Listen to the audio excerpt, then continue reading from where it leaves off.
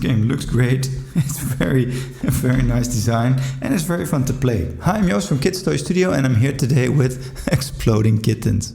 So let's look inside.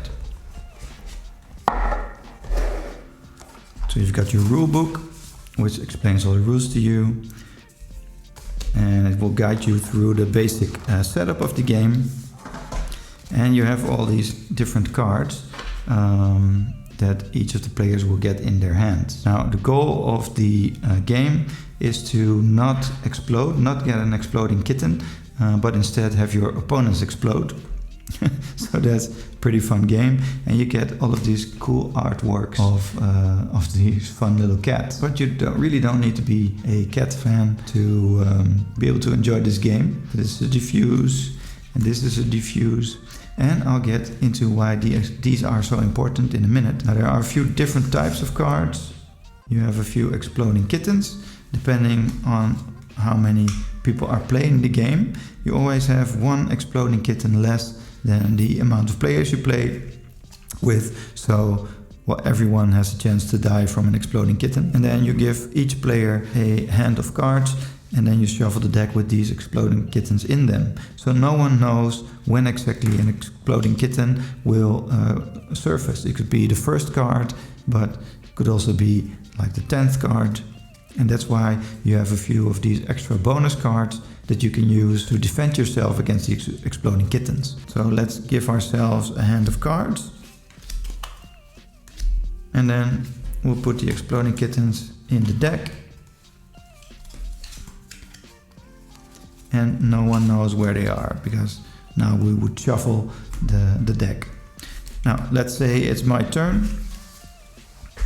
I can either choose to first play a card in order to perhaps save myself from an exploding kitten, or draw a card. You end your turn by drawing a card, which is kind of opposite of other games where you first draw a card and then play. So in this case I will draw a card, and let's see what it is.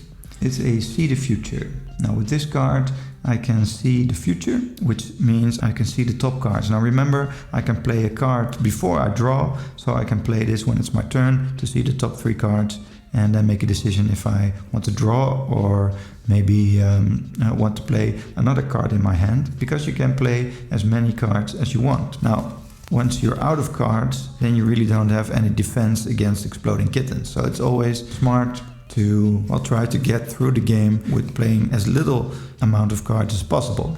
But of course, if you draw an exploding kitten, you explode. Now every person will get one diffuse card at the start of the game. So if you draw an exploding kitten, like this one,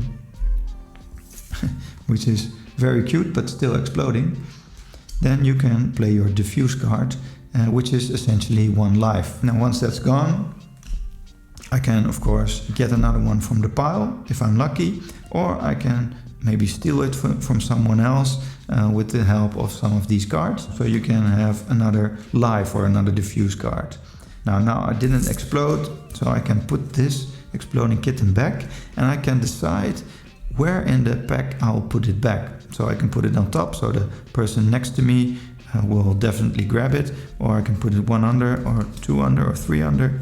And only I know where I put it. So in this case I'm putting that back on top. Now my neighbor might not trust that this is not an exploding kitten. So the next person might play something like See the Future. Now I can look at the top 3 cards in the deck. And only I can see them, mind you, not my opponents. So I see the top one is an exploding kitten, then a catermelon and a favor. So all different cards that you can use. But I definitely don't want to draw this exploding kitten. So I'm going to put them back on top now. So I can't do anything with the order of the cards. I just am able to see them. But now I understand that I definitely do not want to pick up that top card because it's an exploding kitten. I might play another card like an attack, and this allows me to end my turn without drawing a card and forcing the next person to draw 2 cards. So this is the gameplay of Exploding Kittens, and it's a pretty fast game. You can go through several times in one game night, and because it's so fast, it doesn't really matter if you're one of the first ones out, because you'll never have to wait that long, maybe 10 minutes from your death from the kitten up to when someone wins the game. I can definitely recommend this to anyone wanted to play a quick party game.